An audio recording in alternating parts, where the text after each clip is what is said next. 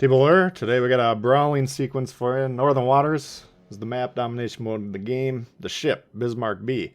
Alright, so we've got the A column here. We've got a Brandenburg who's going to be mucking it up with us in A, and there's going to be a cruiser. I think it's the one pictured there on the screen. He'll be in the back supporting. There'll be a fourth cruiser on the side to the playing against the island to our northeast, to the northwest of D there on the map. I don't ever see him shoot into the A side, so I think he's supporting the C side. So effectively, because Blue's sending all their ships to sea, they'll have a 6'3" on there. That leaves us fighting off a 6'3" on this side. All right, now what the goal when we're outnumbered like this, you got two options. You can turn tail or turn and run with your tail tucked between your legs. Not what I'd recommend. Or you can play the side you spawn on, the side you're responsible for, try and cause as much damage to the superior offensive push, and see if you can, slow them down is kind of the goal. Because domination mode, you want to capture the bases as quickly as possible, allow those points to accumulate throughout the match, and win on score. If you happen to kill all the ships while you're at it, cool. Easy, but not reliable. We want to be winning domination mode on score. That needs to be your focus, your mindset every time you go into these games. So that's what we're trying to do here. We don't want them to get A. We want to cause them damage. We want to sink some ships if possible, and we want it to take longer for their team to get this cap that they have the advantage on, longer than the cap that we got, which in this case is C. And by the way, if you keep an eye on the C cap, they are very slow. They don't do that well in this game. We're not going to watch the whole game here because it's a bull bite clip, but they do wind up winning on score by about 20 points. This game's a lot closer than it should, based on what you're going to see on this side, as we do cause quite a lot of damage to them over here, me and the Brandenburg in particular, with the cruiser supporting.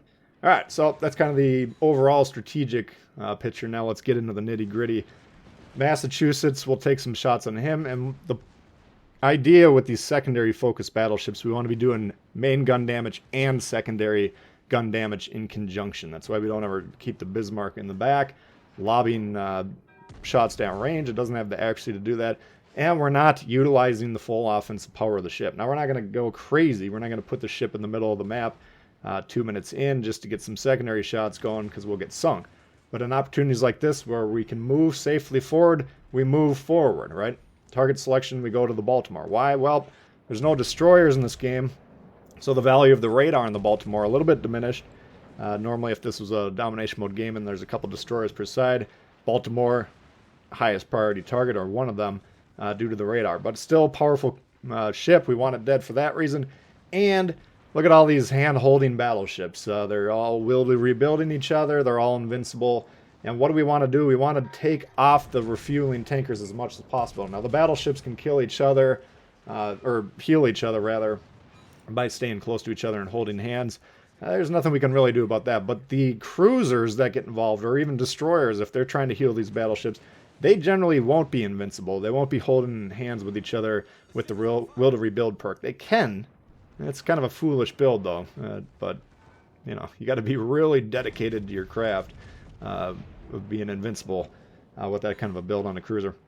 All right, so Baltimore does get away, but the secondary is already in air. Take them out. Now, we do get a vicious shot there, and we need to kind of re-angle because we were a little exposed there in terms of the broadside. Fudra takes advantage, takes us down by about a third of our health. We want to be continuing to hit him with secondaries and main guns, though. So we tighten up the angle here. We're going to be aiming for his turrets. This close quarters combat, we want to knock those turrets off if possible and keep those secondaries coming.